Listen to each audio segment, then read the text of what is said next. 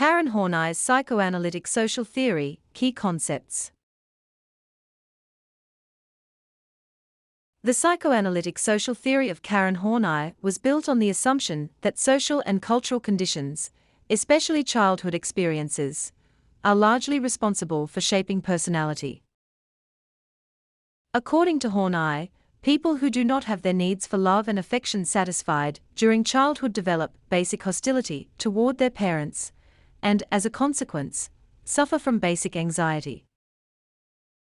For this reason, Horney theorized that people combat basic anxiety by adopting one of three fundamental styles of relating to others, namely, 1. Moving toward people, 2. Moving against people, or 3. Moving away from people. It is important to note that according to Horney, normal individuals may use any of these modes of relating to other people, but neurotics are compelled to rigidly rely on only one.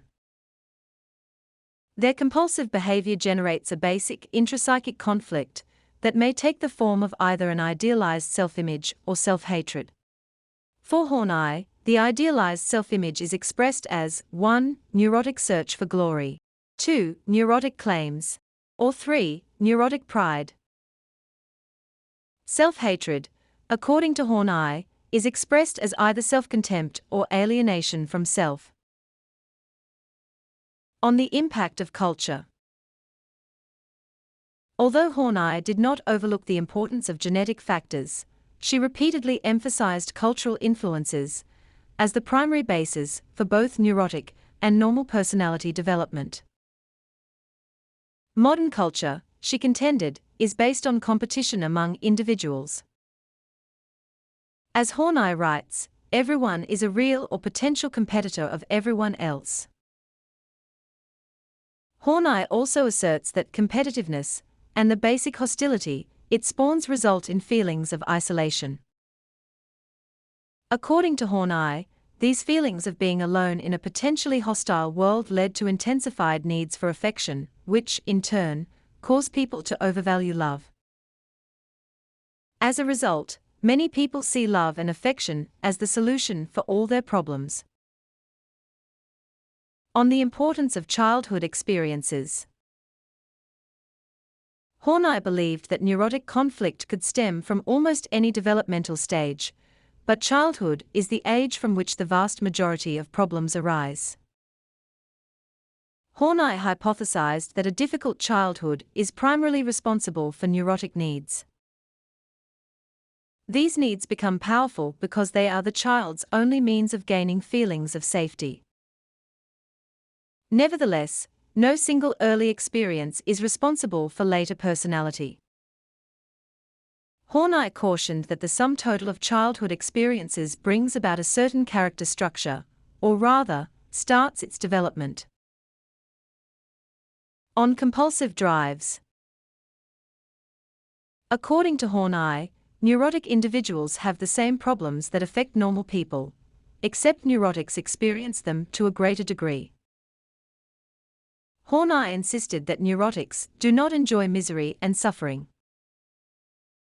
They cannot change their behavior by free will but must continually and compulsively protect themselves against basic anxiety. This defensive strategy traps them in a vicious circle in which their compulsive needs to reduce basic anxiety led to behaviors that perpetuate low self-esteem, generalized hostility, inappropriate striving for power, inflated feelings of superiority, and persistent apprehension, all of which result in more basic anxiety. On neurotic needs. Horney tentatively identified 10 categories of neurotic needs that characterize neurotics in their attempts to combat basic anxiety. These needs were more specific than the 4 protective devices discussed earlier, but they describe the same basic defensive strategies. Let me briefly discuss each. First, the neurotic need for affection and approval. In their quest for affection and approval, neurotics attempt indiscriminately to please others. They try to live up to the expectations of others, tend to dread self-assertion, and are quite uncomfortable with the hostility of others as well as the hostile feelings within themselves. Second, the neurotic need for a powerful partner. Lacking self-confidence, neurotics try to attach themselves to a powerful partner. This need includes an overvaluation of love and a dread of being alone or deserted. Horney's own life story reveals a strong need to relate to a great man, and she had a series of such relationships during her adult life. Third, the neurotic needs to restrict one's life within narrow borders. Neurotics frequently strive to remain inconspicuous, to take second place, and to be content with very little. They downgrade their own abilities and dread making demands on others. Fourth, the neurotic need for power. Power and affection are perhaps the two greatest neurotic needs. The need for power is usually combined with the needs for prestige and possession and manifests itself as the need to control others and to avoid feelings of weakness or stupidity. Fifth, the neurotic need to exploit others. Neurotics frequently evaluate others on the basis of how they can be used or exploited, but at the same time, they fear being exploited by others. Sixth, the neurotic need for social recognition or prestige. Some people combat basic anxiety by trying to be first, to be important, or to attract attention to themselves. Seventh, the neurotic need for personal admiration. Neurotics have a need to be admired for what they are rather than for what they possess. Their inflated self-esteem must be continually fed by the admiration and approval of others. Eighth, the neurotic need for ambition and personal achievement. Neurotics often have a strong drive to be the best salesperson, the best bowler, the best lover. They must defeat other people in order to confirm their superiority. Ninth, the neurotic need for self-sufficiency and independence. Many neurotics have a strong need to move away from people, thereby proving that they can get along without others. The playboy who cannot be tied down by any woman exemplifies this neurotic need. 10th, the neurotic need for perfection and unassailability. By striving relentlessly for perfection, neurotics receive proof of their self-esteem and personal superiority. They dread making mistakes and having personal flaws, and they desperately attempt to hide their weaknesses from others. On neurotic trends.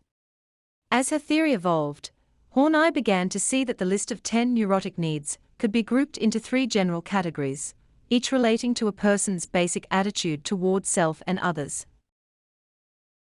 In 1945, she identified the 3 basic attitudes, or neurotic trends, namely 1. Moving toward people, 2. Moving against people, and 3. Moving away from people.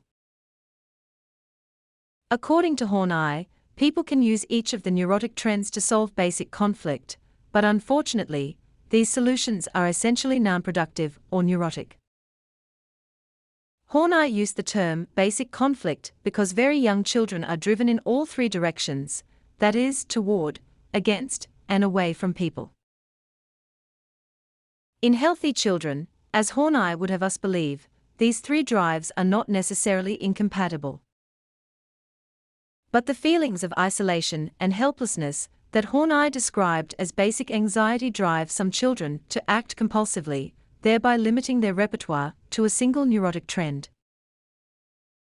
Experiencing basically contradictory attitudes toward others, these children attempt to solve this basic conflict by making one of the 3 neurotic trends consistently dominant. Some children move toward people by behaving in a compliant manner, as a protection against feelings of helplessness. Other children move against people with acts of aggression in order to circumvent the hostility of others. And still other children move away from people by adopting a detached manner, thus alleviating feelings of isolation. In summary, each of the 3 neurotic trends has an analogous set of characteristics that describe normal individuals.